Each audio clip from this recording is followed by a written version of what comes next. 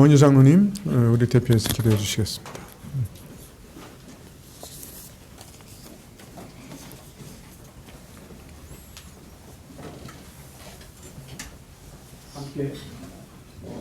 함께 드리겠습니다.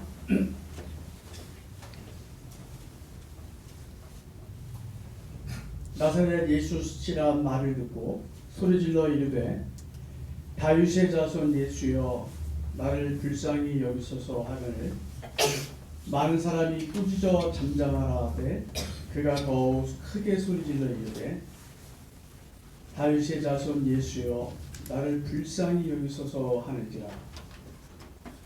참 좋으신 하나님 아버지, 은혜를 감사드립니다. 지난 한 주간 동안에도 우리 성가교회 성도님들과 자녀들을 보호하여 주시고 붙들어 주셔서 주일 예배로 나올 수 있도록 인도하여 주셔서 감사드립니다. 오전 예배 가운데 사랑하는 성가교회 성도님들과 자녀들과 함께 드렸던 예배를 기뻐 받아 주셔서 감사드립니다. 점심 식사 가운데 귀한 섬김과 또 교제, 성경 공부 등 다양한 시간을 보내고 자녀들은 주일학교 예배 자리로 인도하여 주시고 장년들은 오후 예배로 다시 모여 하나님께서 주신 말씀 앞으로 나올 수 있도록 인도하여 주셔서 감사드립니다. 오후 예배 가운데 성령 하나님께서 역사하여 주옵소서. 졸지 말고 주무시지 말고 정신을 한 곳으로 집중하여 말씀을 들을 수 있도록 인도하여 주옵소서. 하나님, 한 주를 살아내야 됩니다. 한 주를 버텨내야 살 수 있습니다. 자녀들과 치열하게 살아내야 되고 직장에서 또 사업처에서 학교에서 신자답게 살아내야 되는 중요한 예배 시간입니다. 우리 자녀들도 한 주를 치열하게 학업과 학원, 자신의 처한 현장에서 신자답게 당당하게 살아내야 되는 중요한 예배 시간입니다. 하나님, 우리 성가교회 성도님과 우리 자녀들을 힘있게 붙들어 주옵소서. 예수님을 대적하는 무리들 앞에서 당당하게 예수님을 다윗의 자손 예수여 나를 불쌍히 여기소서 외쳤던 우리 바디메오의 외침을 이 시간 묵상해 보게 됩니다. 예수님께서 사역하셨던 당시를 회상해 봅니다. 예수님의 이름을 부르고 예수님의 정체성을 드러내며 외칠 수 있는 이들이 그 당시 얼마나 있었을까요? 자신의 비천함과 비참함을 다른 이들에게 드러내며 예수님께 나왔던 이들을 보며 우리 성가교회 우리 어린 자녀들과 청소년, 청년들이 예수님께 나와 자신의 이름을 부르며 예수님 나를 불쌍히 여겨 주옵소서 외치며 또 부르짖으며 찾을 수 있겠는지요. 하나님, 우리 성가교회 성도님들과 자녀들 예수님을 인격적으로 만나게 하시고 체험되게 하시며 자신의 기도가 응답되는 역사를 보게 하여 주옵소서. 성경은 예수님을 만난 그들의 인생이 어떻게 변화됐는지 또 자신의 삶 속에서 예배자로 살아가게 됐는지 마지막 자신의 여정이 끝나는 순간 어떤 선택을 했는지 오늘을 살아가는 저희들에게 울림으로 다가옵니다. 하나님, 매일 전쟁터와 같은 일상의 삶 속에서 예수님 믿고 의지하며 신자답게 살아낼 수 있도록 우리 성가교회 성도님들을 붙들어 주옵소서.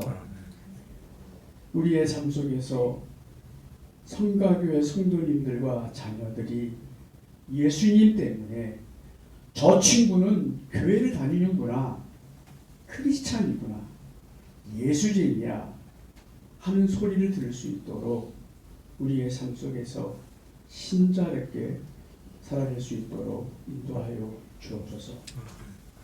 하나님, 하나님의 일꾼으로 다짐하며 사모의 길을 선택한 우리 서정민 사모님의 앞길을 축복하여 주시고 예수님께서 그의 일생과 동행하여 주옵소서.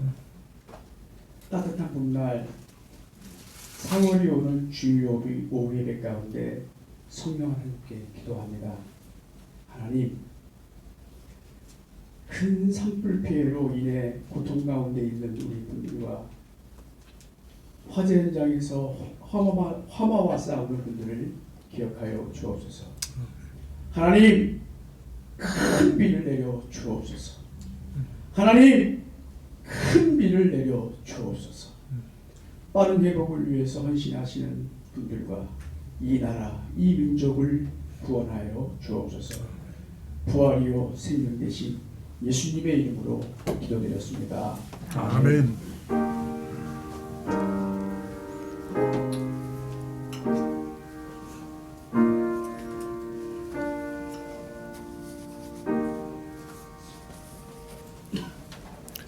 예, 말씀은 요한복음 8장 3절부터 11절까지 말씀입니다. 3절부터 11절까지.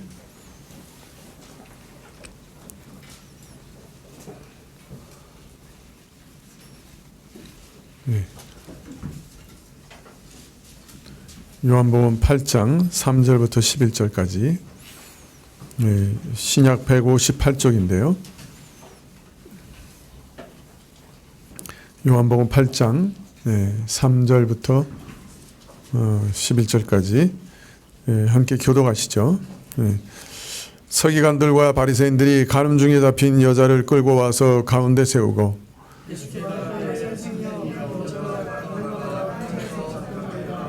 모세는 율법에 이러한 여자를 돌로 치라 명하였거니와 선생은 어떻게 말하겠나이까?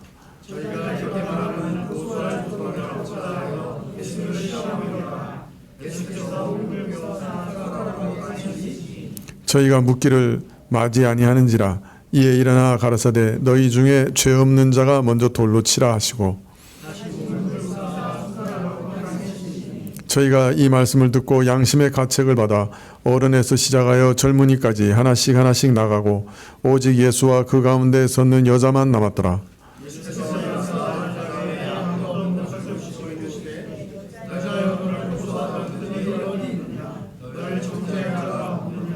대답하되 주여 없나이다. 예수께서 가라사대 나도 너를 정죄하지 아니하노니 가서 다시는 죄를 범치 말라 하시니라. 네, 지난주부터 우리는 간음 현장에서 잡혀온 여인을 예수님께서 유대인 손에서 구원하신 일을 살펴보고 있습니다. 지난주에는 이 여인이 예수님 앞에 끌려오기까지 숨겨져 있는 그 석연치 않는 부분들에 대해서 좀 살펴봤죠. 예수님을 곤란한 처지에 몰아넣기 위해서 이 상황을 인위적으로 조작하여 가늠한 남자는 놓아주고 여인만 끌고 온 것이 아닌가 하는 의심이 들게 하는 그런 구석이 있다 말씀드렸습니다. 이런 의심을 묻어둔다고 하여도 유대인 지도자들은 지금 이 여인을 예수님을 시험하기 위한 한 도구로, 수단으로 사용하고 있는 것이죠. 반대로 예수님은 끝까지 이 죄인 여자를 한 사람의 인격으로 대우하셨고 인격적으로 교통하셨고 끝내는 저를 구원하신 것을 우리는 볼 수 있습니다. 이 사건은 이처럼 예수님의 인격적 사랑과 긍휼, 죄인 사랑하심이 참 두드러지는 말씀이기 때문에 그것에 초점을 맞춰서 우리가 읽게 되지만은 그러나 전후 사정을 생각하면 이 사건이 가진 뜻은 매우 복잡하고 또 훨씬 깊다 하는 것을 발견하게 되는데요. 그래서 우리는 이 사건을 문맥에 따라서 좀 더 읽어볼 필요가 있다 하겠습니다. 먼저 이 사건이 일어난 정황을 우리가 한번 생각해 보시죠. 초막절에 예수님께서 성전에 올라가셔서 바리새인과 서기관들의 위선과 저들의 무지를 폭로하셨죠. 그래서 참 유대인들이 율법의 참 뜻을 오해하고 또 그래서 저들이 예수님을 죽이려고 하는 그런 일들을 다 드러내셨습니다. 저들은 하나님의 깊은 것, 신령한 것에 대해서는 무지한 것이라고 무지한 자들이라고 공개적으로 폭로하셨죠. 한번 생각해 보세요. 여러분, 목사들 쫙 모이는 장소가 있는데 그 목사들 중에 교인들도 다 함께 있는 거예요. 그래서 목사들과 교인들이 함께 있는 그런 자리에 어떤 사람 딱 일어나서 이 목사들 성경 하나도 모르는 사람들이에요. 이 사람들 정말 영적으로 무지하고 하나님 뜻을 정말 모르는 사람들이에요. 그러면 목사들 어떻게 생각하겠어요? 예?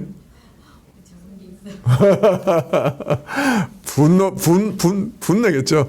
저도 이렇게 막 설교하는데 어떤 사람이 딱 나와가지고 이 목사 성경 말씀 전혀 몰라요. 이거 깡통이에요. 이러면 제가 어떻게 생각하겠어요? 아주 기분이 좋겠어요. 아, 하나님 제 죄를 발견했습니다. 하나님 회개합니다. 이러겠어요? 그렇지 않겠죠. 바리새인과 서기관들도 예수님이 이러한 지적에 마음속으로 승복하지 못했죠. 하여튼 예수님이 너무 기가 막히게 성경도 풀고 막 너무 심오한 말씀을 하니까 감히 대적해서 뭐라고 말은 못하겠는데 속에서는 그냥 그죠? 불이 치미는 거죠. 그런데다가 이 지금 그 예수님을 체포하러 보낸 사람들까지 어떻게 된 거예요? 예수님 말씀 듣더니 획 돌았어. 그래가지고 아니 지금까지 저렇게 말씀하시는 분 본 적이 없어요. 그리고 체포는커녕 예수님 지지자가 돼가지고 온 거예요. 자, 그러니까 이 바리새인과 서기관들이 어떻게 하겠어요? 아, 도저히 이런 방식으로는 안 되겠다. 그래서 택한 방식이 뭐냐면 바로 율법의 말씀을 가지고 예수님이 너희들이 율법을 전혀 이해 못한다고 얘기하셨으니까.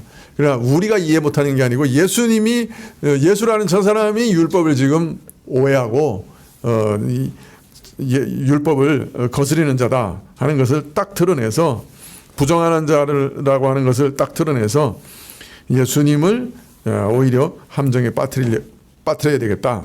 그렇게 생각한 거죠. 그러니까 직접 체포는 지금 하기 힘드니까 아예 율법을 가지고 예수님을 함정에 빠뜨려야 되겠다. 그렇게 생각한 것이죠. 따라서 오늘 음행한 여인을 두고 예수님과 바리새인들 간에 오가는 모든 말들은 실상은 율법을 해석하는 일에 있어서 벌이는 전쟁이었어요. 치열한 논쟁이고 싸움이었어요.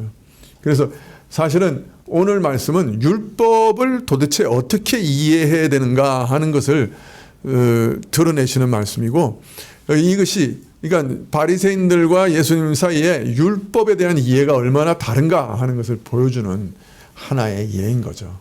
그래서 오늘 이 사건을 우리가 잘 이해하게 되면 우리가 도대체 하나님이 주신 율법을 어떻게 이해하고 있어야 하는가, 율법에 또한 모든 정죄도 어떻게 이해해야 되는가 하는 것을 저희가 잘 이해할 수가 있습니다. 하여튼 바리새인들이 여자를 끌고 왔어요. 8장 6절에 보면 저희가 이렇게 말하면 고소할 조건을 얻고자 하여 예수를 시험한 것이다 이렇게 얘기합니다. 그러니까 바리새인과 서기관들이 가늠한 여인을 예수님께 끌고 온 것은 고소할 조건을 얻고자 하기 위해서 예수님을 고소해서 그죠? 잡아 넣으려고 아니면 죽이려고 시험한 거죠. 예수님을 시험하여 그 잘못이나 실수를 드러내므로 죄인으로 몰아세울 절호의 기회라고 생각하고 가늠한 여인을 현장에서 붙잡아가지고 끌고 온 거예요. 그리고 나서 이제 예수님 면전에 들이민 겁니다. 당신은 이 여자를 어떻게 처리하려고 합니까? 율법에는 분명히 현장에서 잡은 이 여인은 돌로 쳐 죽이라고 했는데 당신은 어떻게 하겠습니까? 하고 예수님께 질문을 한 겁니다. 자, 그러면 이 시험이 어떤 종류의 시험이냐, 어떤 것을 노렸느냐, 이게 이제 좀 첫 번째 문제인데요. 많은 주석학자들은 어떻게 생각하냐면, 그 당시 이제 요한복음 18장 31절에 보면, 빌라도가 가로되 너희가 저를 데려다가 너희 법대로 재판하라, 예수님을 재판하라 그런 거죠. 그때 유대인들이 가로되 우리에게는 사람을 죽이는 권이 없나이다. 이제 이렇게 얘기해요. 그러니까 예수님을 빌라도에게 넘기면서 우리는 사형을 집행할 권한이 없기 때문에 당신한테 맡기는 겁니다. 이렇게 지금 얘기하고 있거든요. 자, 이 말씀을 근거로 해서 당시 유대인들에게는 사형 집행권이 없었다. 이렇게 판단하는 거예요. 그래서 이 말을 근거로 예수님께서 이때 율법을 따라 저 여자를 돌로 쳐라 그러시면은 어떻게 되는 거예요? 사형 집행권이 없는데 돌로 치라고 했으니까 로마에 끌고 가가지고 로마 사람들한테 야, 이 사람이 사형 집행권도 없는데 로마법을 정면으로 어겨서 사람을 죽이라고 했습니다 라고 로마에게 고소를 하려고 했다는 거죠. 이게 많은 분들이 그렇게 생각을 해요. 그리고 만일 이제 너 죽이지 마라 그러면 저자는 율법을 어기는 자다 하고 이제 또 고소를 해가지고 예수님을 정죄하려고 했다는 것이죠. 그래서 예수님께서 이럴 수도 없고 저럴 수도 없는 함정 가운데 이제 빠졌다 이렇게 많은 분들이 해석을 하십니다. 그러나 로마 법정에서 당시에 유대인들의 종교적 사안에 대해서는 재판권을 행사하지 않은 것으로 보여요. 그래서 그 모든 종교적 사안에 대한 재판권은 유대 종교 지도자들에게 있었던 것 같아요. 물론 종교적인 사안에서도 사형 집행권은 없었다라고 주장하는 분들도 있어요. 종교 재판은 산헤드린에서 하지만은 사형을 집행하는 권한은 로마에게 있었다. 이렇게 해석을 주장하는 분들도 있어요. 그렇지만 얼마 후에 보면 스데반 집사를 어떻게 했습니까? 그냥 그 자리에서 재판해가지고 그 사울이 재판관의 주동이죠. 그래가지고 자기가 옷을 벗어가지고 이 사람은 사형에 합당하다고 분명하게 드러내고 사람들이 돌로 쳐 죽였어요. 그 자리에서. 그러니까 다른 말로 말하면 사형 집행권이 있었다는 거죠. 유대인들에게. 또 예수님도 돌로 쳐 죽이려고도 했고 또 벼랑에 끌고 가서 밀어서 죽이려고도 했고 그리고 여러 번 시도도 있었어요. 그러니까 사실 종교 재판에 대한 사형 집행권이 유대인들에게 있었던 것은 분명한 것 같아요. 유대인들이 예수님을 로마 총독 본디오 빌라도에게 끌고 갔던 것은 그게 정치적 사안으로 끌고 간 거예요. 제목이 이 사람이 자기가 왕이라고 그런다. 그래서 로마 황제를 반역하는 자칭 왕이다.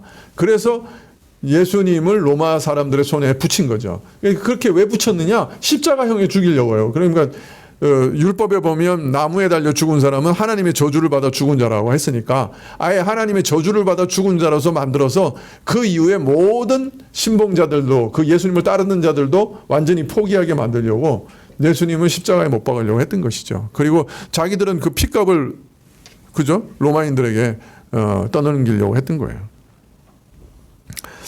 자, 그렇다면 여기서 로마 법정에 고발할 일도 아닌 것이고 로마법을 어기게 하려는 의도가 서기관들과 바리새인들에게 있었다라고 보기에는 좀 어렵지 않은가.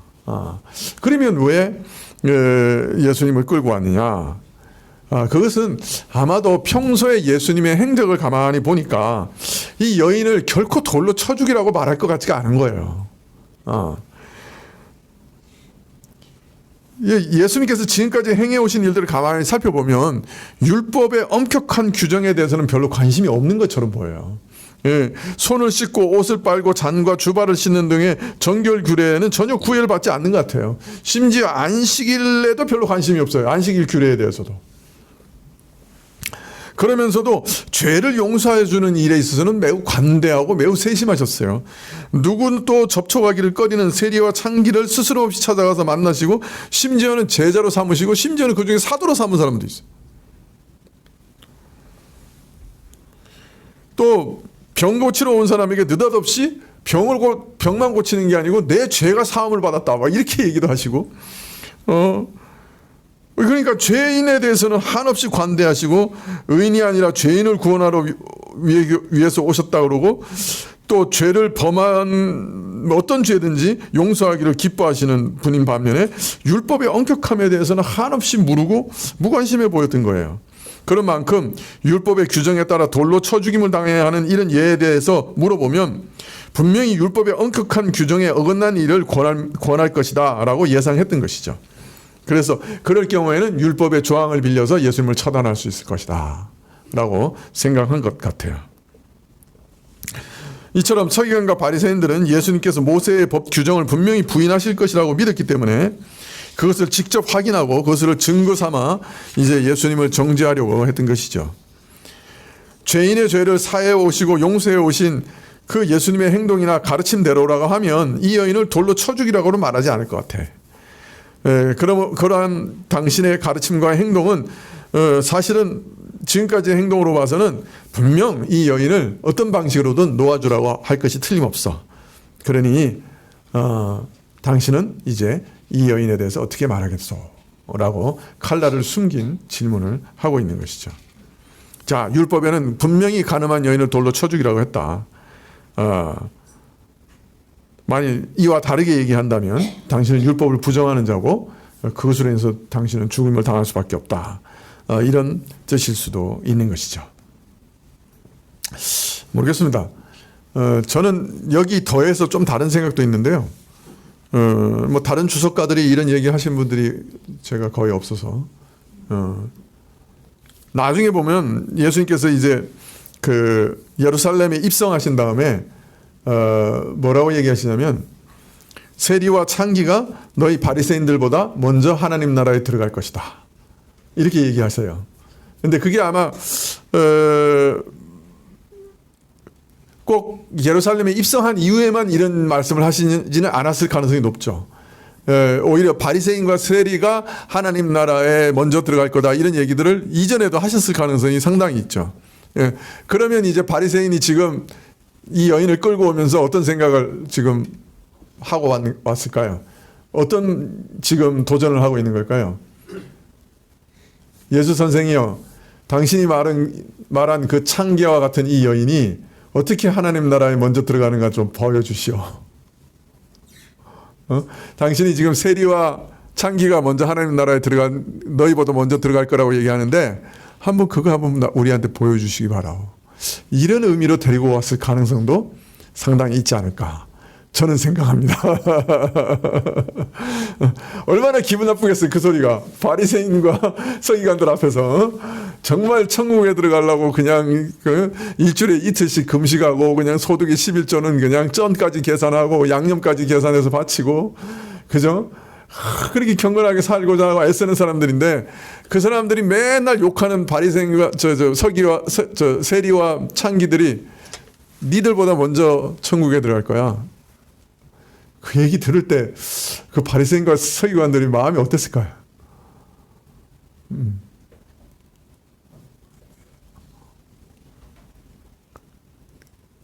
아마도 자, 그러면 이제 세리하고 창기가 우리보다 먼저 어떻게 천국에 들어가는가 한번 보여주시오. 그래서 이 창기 같은 여자 한번 데리고 왔는데 한번 보여주시오. 그런 의미가 충분히 있지 않을까요? 모르겠습니다.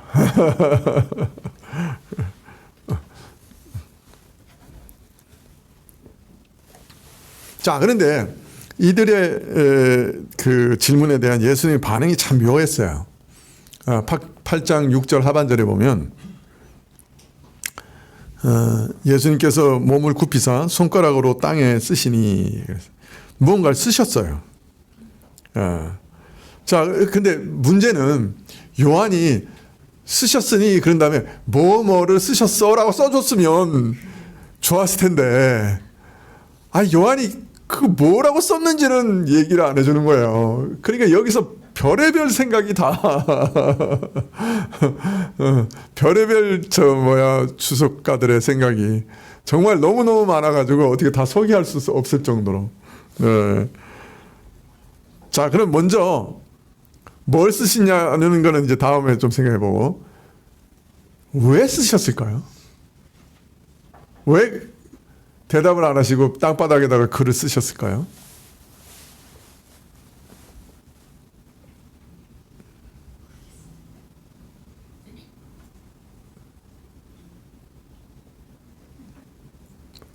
지금 졸고 있는 사람한테 내가 질문할 거야. 내가 왜 쓰셨는가?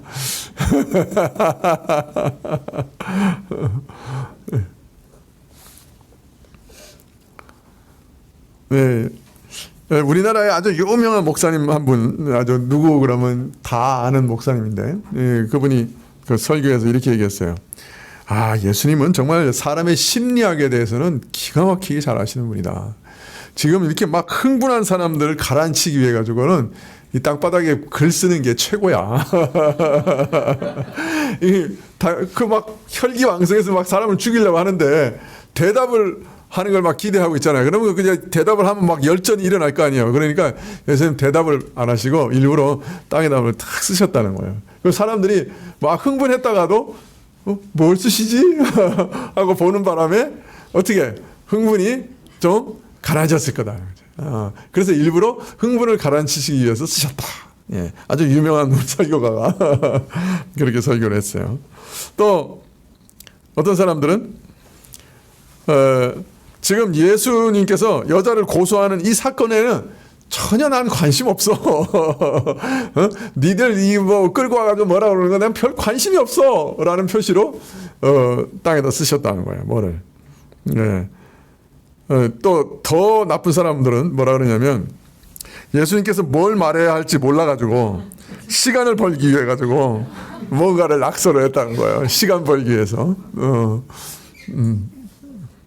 이 사람들은 좀 나쁜 사람들이죠. 믿음이 없는 사람들.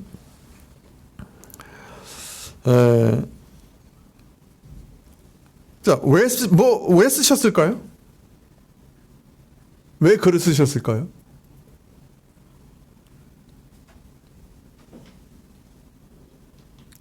여러분은 왜 글을 쓰세요?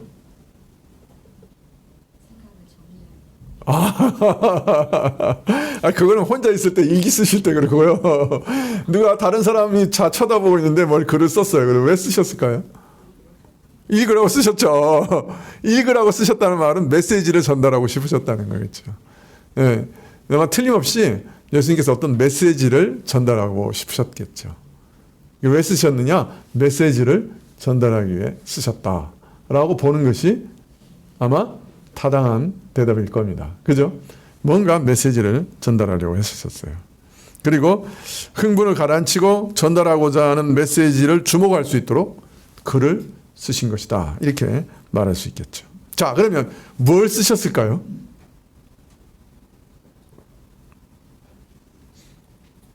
뭘 쓰셨을까요?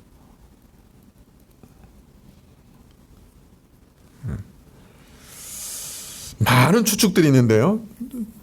자주 주석에 올라오는 것들만 따지면 첫째는 이 여인을 끌고 온 사람들의 이름을 열거하시며 각 사람이 범한 다양한 죄들의 죄명을 쓰셨을 거다. 이제 끌고 온 사람들이 쫙 몰려왔는데 그 사람들의 이름을 다 하셔가지고 박혁이 너 무슨 죄 너 지었지? 그죠? 강정수 그다음에 너 무슨 죄 그렇게 쓰셨을 거다. 이제 많은 주석가들이 그렇게 생각해요. 두 번째는 간음죄를 범한 사람들의 이름만 나열하셨을 거다. 간음죄 범한 자 그래가지고 누구 이름을 쭉 쓰셨을 거다. 다 아시니까 깨뜨려 보시고. 세 번째, 서기관들과 바리새인들을 향한 경고의 말씀을 쓰셨을 거다. 예를 들면 여인을 유혹해서 범죄하게 하여 지금 끌고 온 것을 아신 예수님께서는 출애굽기 23장 1절에 너는 악인들과 손잡고 불의한 증인이 되지 말라 그렇게 말씀하셨는데 그 말씀을 쓰셨을 거다. 그래서 그 끌고 온 사람들의 양심을 괴롭히셨을 거다. 이제 그렇게 얘기하고 또 어떤 사람은 지금 땅에다가 기록하시는 걸 보면서 예레미야 17장 13절에 무릇 여호와를 떠나는 자는 흙에 기록이 되오리니 라는 말씀을 떠올리게 했을 거다. 좀 특이하죠. 착상이 땅에 기록한 말씀을 보고 이 말씀을 기억하게 하기 위해서 땅에 기록하셨을 거다. 그렇게 말하고 있습니다. 그래서 이 말씀을 기억하기 위해서 땅에 쓰셨다면 구체적으로 쓰지 않으셔도 땅에 기록만 해도 된다. 대단히 상상력이 뛰어나죠. 또 어떤 사람은 하나하나 죄명을 썼을 거다. 탐욕, 악의, 시기, 살인, 분쟁, 시기, 비방, 교만 이렇게 하나씩 제목들을 써서 거기 있는 사람들이 자기가 지은 죄를 생각나게 했을 거다. 여러분은 어떨 것 같아요?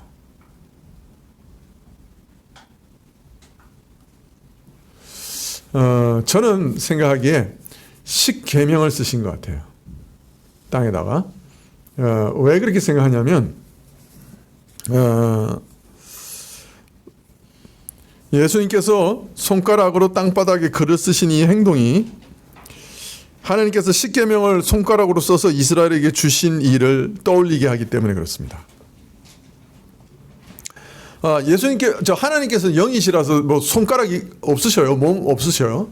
그렇지만 출애굽기 31장 18절에 보면 십계명의 두 돌판을 주신 이를 언급하면서 이렇게 말씀합니다. 여호와께서 시내산 위에서 모세에게 이르시기를 마치신 때에 증거판 둘을 모세에게 주시니 이는 돌판이요 하나님이 친히 쓰신 것이라. 우리말에는 친히 쓰신 것이라 이렇게 되어 있는데 본래 말을 직역하면 하나님께서 손가락으로 쓰신 것이다 라는 말이에요. 하나님 손가락 없어요. 영이시기 때문에. 그렇지만 하나님이 친히 쓰셨다는 의미로 손가락으로 쓰셨다라고 기록되어 있는 거예요. 그래서 우리말 성경에는 그냥 그 의미를 살려가지고 친히 쓰셨다 이렇게 얘기하고 계시는 거죠. 그러나 아주 정확하게 직역을 하면 하나님이 손가락으로 쓰셨다. 근데 그 말씀을 오늘 이 예수님의 행동이 기억나게 하고 있어요. 그렇기 때문에 아마 예수님께서 십계명을 친히 땅바닥에 쓰시지 않았을까 그런 생각이 듭니다. 예수님께서 땅에 쓰신 것이 만일 십계명이나 또는 계명 중에 일부였다고 하면 예수님께서 이 계명을 쓰신 이 의도는 하나님의 거룩한 계명 앞에 저들을 하나하나 세우심으로 그 계명 앞에서 자신들이 죄인으로 정죄될 수밖에 없다는 사실을 일깨우고자 하셨다고 할 수 있겠죠.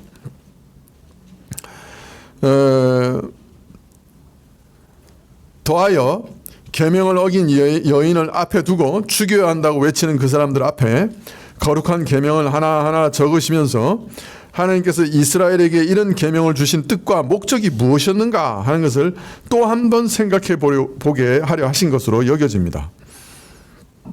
정말로 율법을 주신 목적이 단순히 법을 어긴 사람들은 다 법대로 처벌하여 죽이라는 것뿐인지 아니면 그 이상의 뜻을 담고 있는지 생각해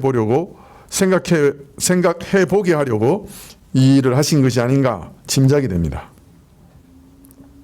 여하튼 예수님께서 저들이 죄 없는 자가 먼저 돌을 치라 하시는 말씀을 듣기 전에 스스로를 돌아볼 수 있도록 어떤 메시지를 전달하기 위해 글을 쓰신 것은 분명합니다.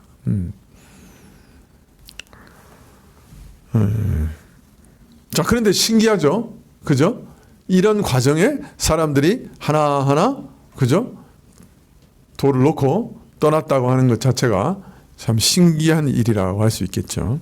아마 분명히 그 가운데 글을 쓰시는 것만으로 그치지 않고 성령께서 그 글을 읽는 자들마다 어떤 감동을 주시고 충격을 주신 것이 아닌가 그런 생각이 듭니다. 여하튼 7절에 보면 저희가 묻기를 맞이 아니하는지라 이에 일어나 가라사대 너희 중에 죄 없는 자가 먼저 돌로 치라 하시고 다시 몸을 굽히사 손가락으로 땅에 쓰시니. 예수님께서 손가락으로 분명히 어떤 메시지를 전달하기 위해서 글을 쓰셨지만은 사람들은 이런 의도를 전혀 알아채지 못했어요. 아니면 묵살했는지도 모르죠. 그래서 예수님을 다그쳐서 대답을 계속 요구했습니다. 예수님께서 저희에게 대답하십니다. 너희 중에 죄 없는 자가 먼저 돌로 치라. 예수님께서 왜 죄 없는 자가 먼저 돌로 치라고 하셨을까요? 그것은 신명기 17장 7절 말씀에 이런 말씀이 있어요. 이런 자를 죽이면은 증인이 먼저 그에게 손을 댄 후에 뭇 백성이 손을 댈지라. 그래서 돌로 치라고 하신 거예요. 다른 말로 말하면 이 여인이 죄가 없다고 말씀하시는 게 아니에요. 예수님께서는 우리 죄를 용서하시지만은 죄를 죄라고 분명히 말씀하시는 분이에요. 죄를 용서하시는 것과 죄가 죄라는 것을 분명히 드러내시는 것은 전혀 별개의 일이에요.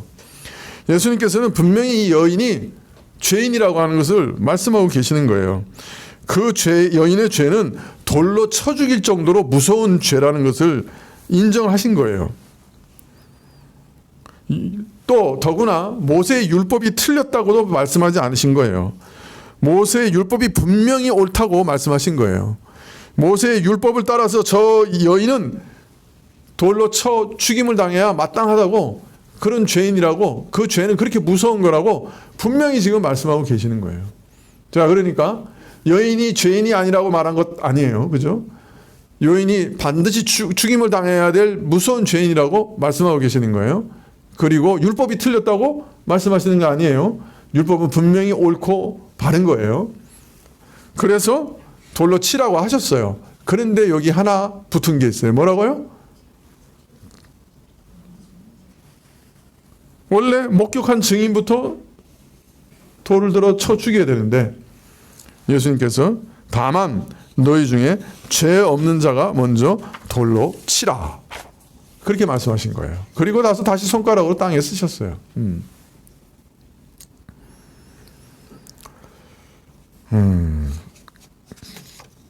자, 10분이면 끝나요. 허벅지를 꼬집으세요.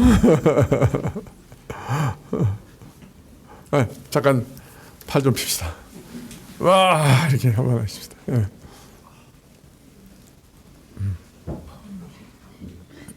예. 예. 오늘 국이 시원하고 맛있었죠? 예. 한 사발씩 다 드셨죠? 예. 오뎅과 김치와 멸치가 조화를 이루었죠? 네, 네. 오늘 이 사태가 벌어질 줄 알았어요.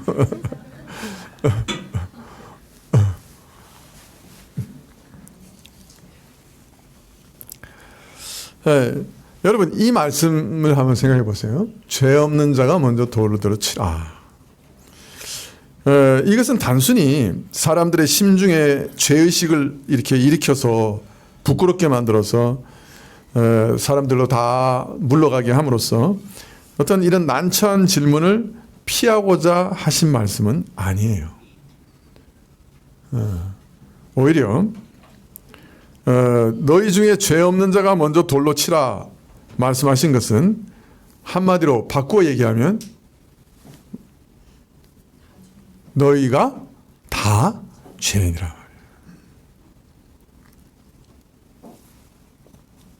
다른 말로 말하면 너희 중에 죄 없는 사람은 없다라고 먼저 말씀하신 거예요.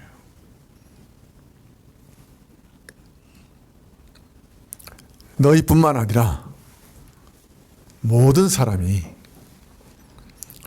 율법 앞에서 율법의 기준대로 하면 돌에 맞아 죽어야 할 죄인이다.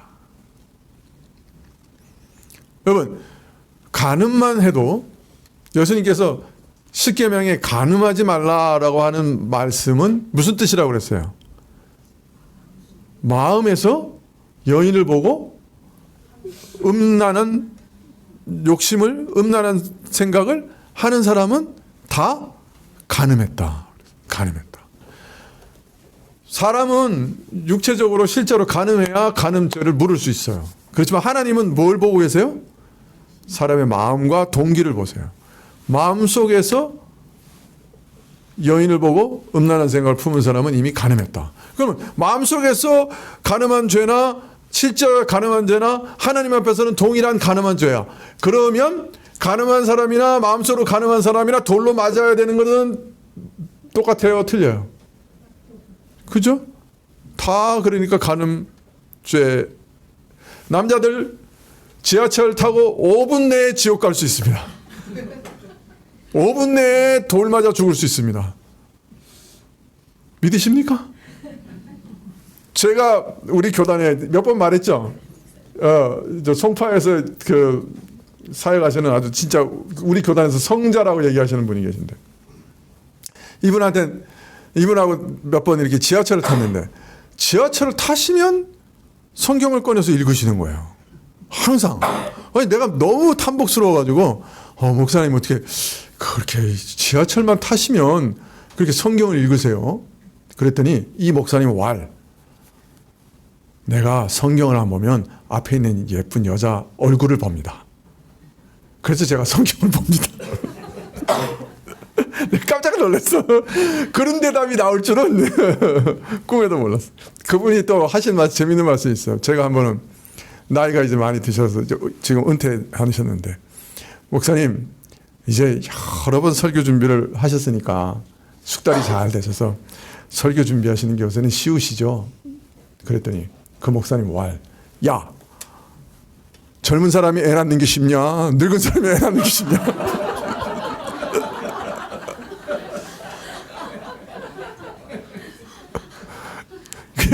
나이가 들수록 설교는 더 힘들다는 걸 준비하는 게. 제가 그 소리 듣고 암담해가지고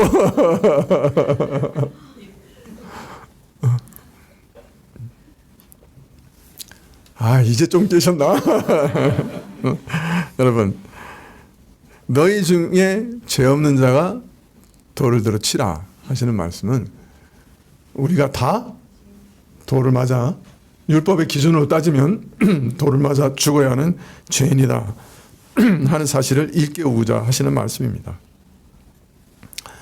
동시에 예수님의 의도는 이처럼 단순히 계명 하나하나를 저들 눈앞에 들이대어서 저들의 양심을 찌르고 저들의 무디어진 죄의식을 일깨우고자만 하신 것이 아니고, 너희 가운데 죄 없는 자가 먼저 돌로 치라고 하심으로 우리 모든 인간이 죄인임을 일깨우신 그 참된 의도는 저들로 하여금 다시 한번 하나님의 거룩한 율법과 계명 앞에 서게 하시려고, 그래서 율법의 참된 뜻을 깨닫게 하시기 위해서 그렇게 하신 겁니다.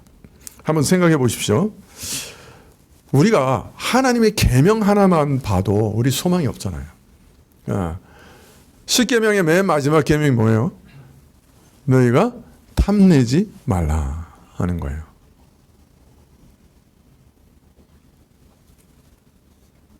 우리가 탐 안 냅니까? 제가 지난번에 한번 얘기했죠.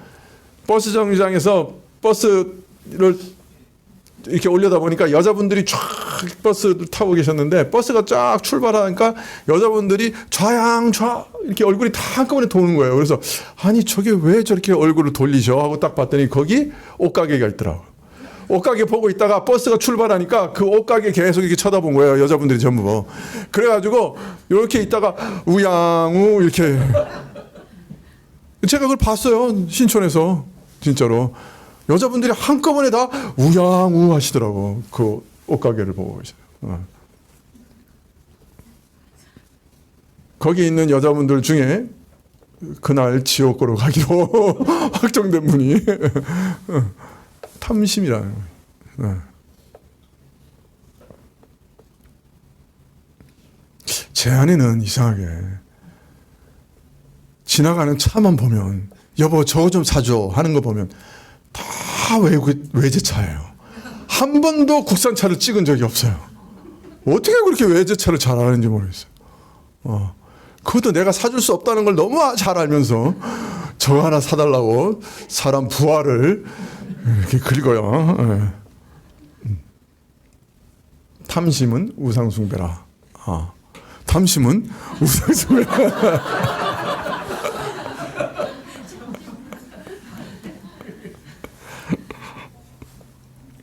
여러분, 사실 좀 제가 웃으면 안 되는 얘기인데, 아니 계명이 얼마나 엄중해요, 사실.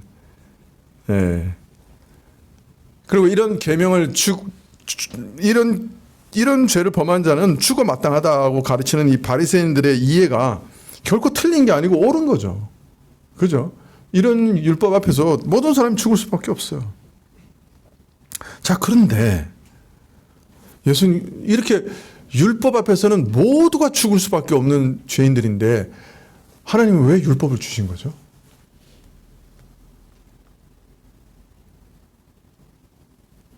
하나님은 왜 율법을 주셨어요? 너희가 다 율법 앞에서는 무능하고 죽을 죄인이고 율법의 한 계명만 봐도 오늘 하루만 해도 지옥에 갈 수밖에 없는데, 그런 죄인이라고 하는 것을 알리시기 위해서, 그것만 위해서 율법을 주신 건가요?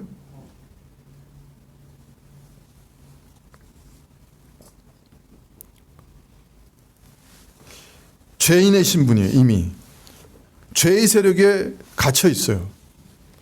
원죄 아래에 있어요. 율법을 지켜서 구원 얻을 길은 단 한 길도 없어요. 율법을 지켜서 구원 얻을 수 있는 사람은 단 한 사람도 없어요. 그런데 왜 이 죄인들에게 율법을 주신 거예요? 바리새인들이 생각하지 못한 게 바로 이 점이었어요. 이 율법을 어기면 지옥에 가고 죽을 수밖에 없고 돌로 맞아 죽을 수밖에 없다는 것은 명백하게 잘 알았고 바르게 가르쳤어요. 그렇지만 왜 이 같은 죄인들에게 이 율법을 주셨는가 하는 것은 바리새인들이 몰랐던 거예요. 율법은 죄인에게는 아무 소용이 없어요. 우리를 정죄할 뿐이에요. 우리가 지옥 자식이라는 것을 드러낼 뿐이에요. 우리의 무능력함을 드러낼 뿐이에요. 우리에게는 아무 소용이 없고 의미가 없는 거예요. 그러면 하나님께서 무의미한 일을 하신 거예요?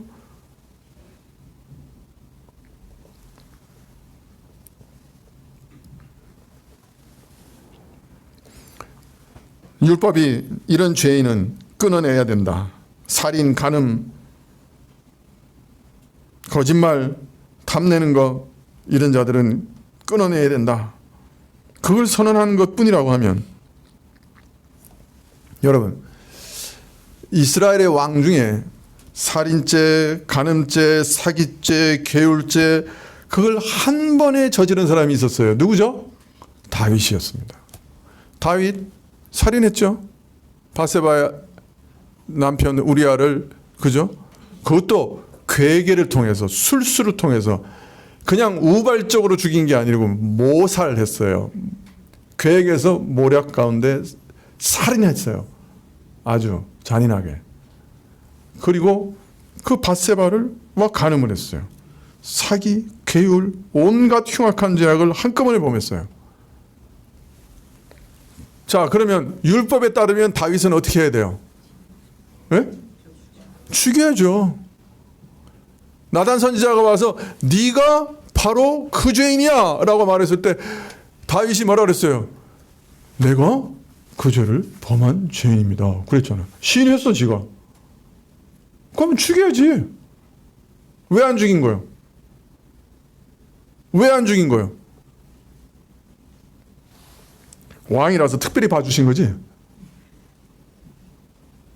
네? 왕이라서 특별히 봐주신 거죠?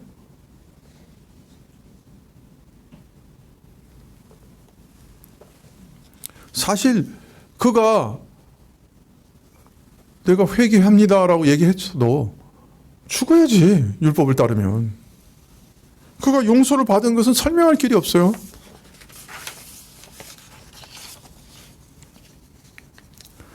이스라엘은요 하나님께서 하늘에서 사람이 들을 수 있는 음성으로 십계명을 반포하셨어요. 그죠? 구름 기둥과 불 기둥 가운데 신의 산에서 영광 가운데 임재하셔서 마치 그죠?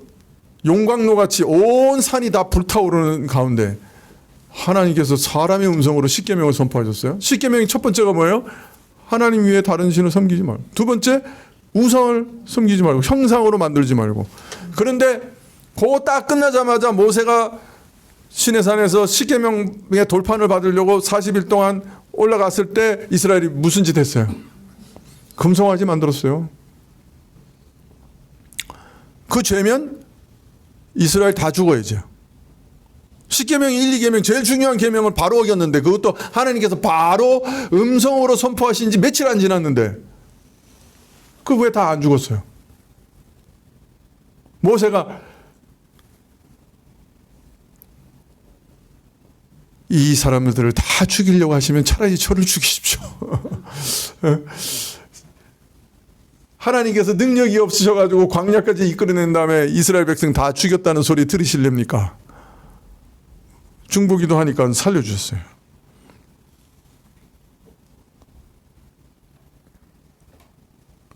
여러분 이것도 이해할 수 없는 처사 아니에요? 죽어야죠. 다 멸망시켜야죠.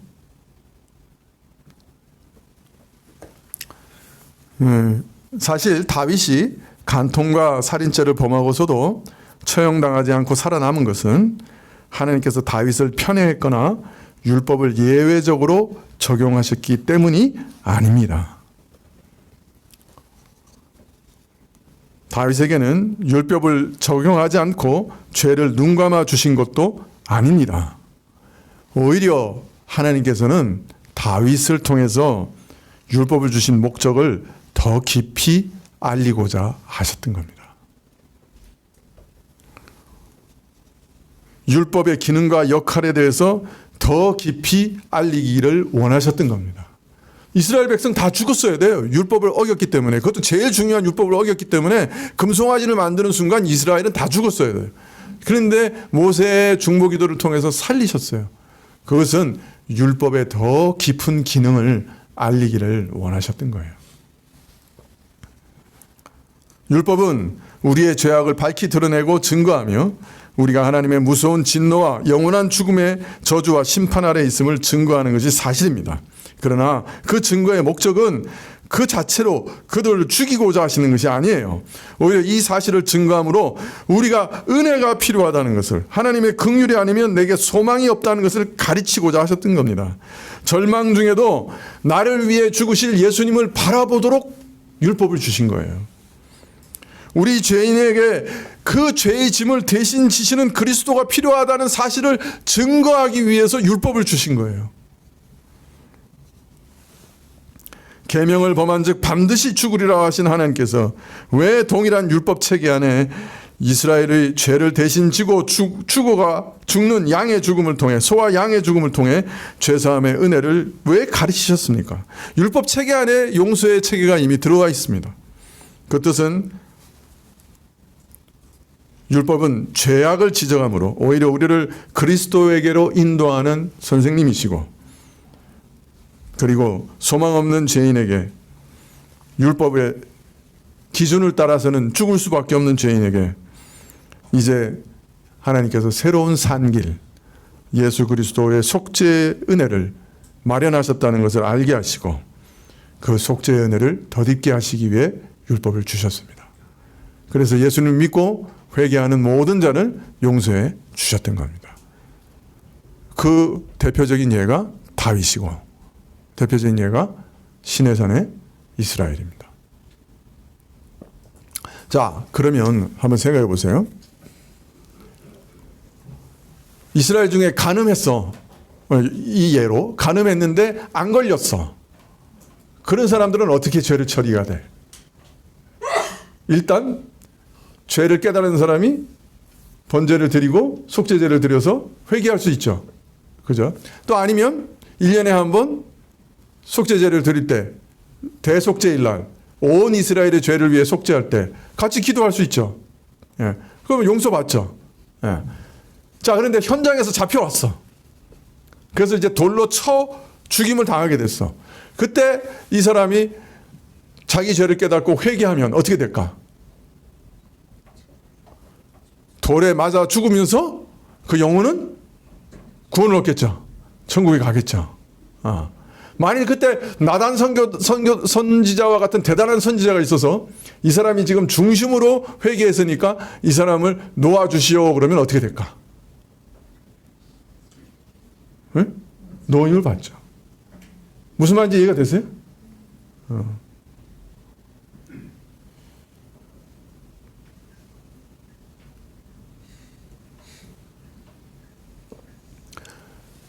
하나님께서 어떤 일을 하실 때 자신의 원칙을 무너뜨리는 법이 없으세요.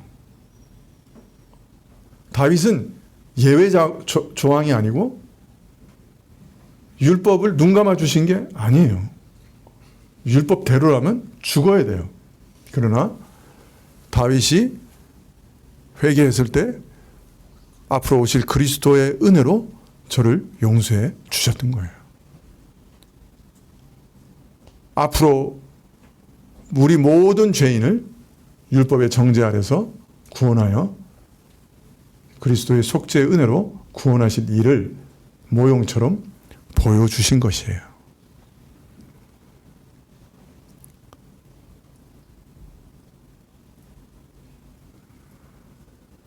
오늘 예수님께서 죄 없는 자는 없다 라고 말씀하신 것은 단순히 그것을 통해서 사람들의 양심의 가책을 불러일으키는 그 목적만으로 말씀하신 건 아니에요.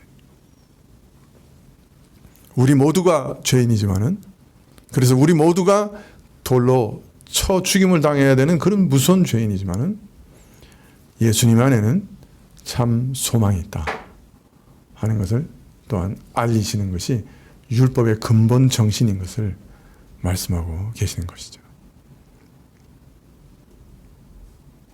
정녕 예수님을 믿으면 율법의 모든 저주와 심판에서 벗어납니다. 그것을 다윗과 또 시내산의 이스라엘을 통해서 우리에게 보여주신 거예요.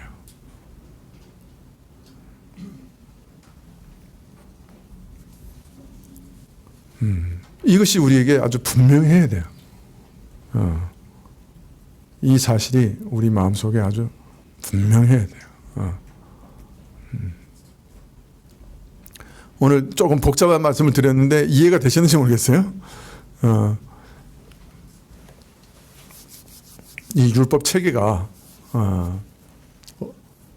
실제로는 시민법 체계도 동일하게 가지고 있는 것 사실이지만은 그러나 가장 근본적으로는 그리스도 그분을 우리가 붙잡게 하기 위해서 주어진 겁니다. 네, 그리고 시민법 체계 안에서라도 이미 그리스도 안에서 용서의 무한한 은혜가 계속해서 역사하고 주어지고 있는 거예요. 그래서 회개하는 사람은 다 구원을 받습니다. 네, 기도하시겠습니다.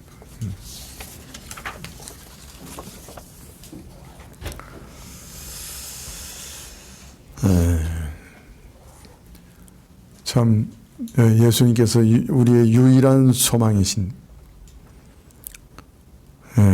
참 우리가 구원 얻을 수 있는 유일한 길이시군.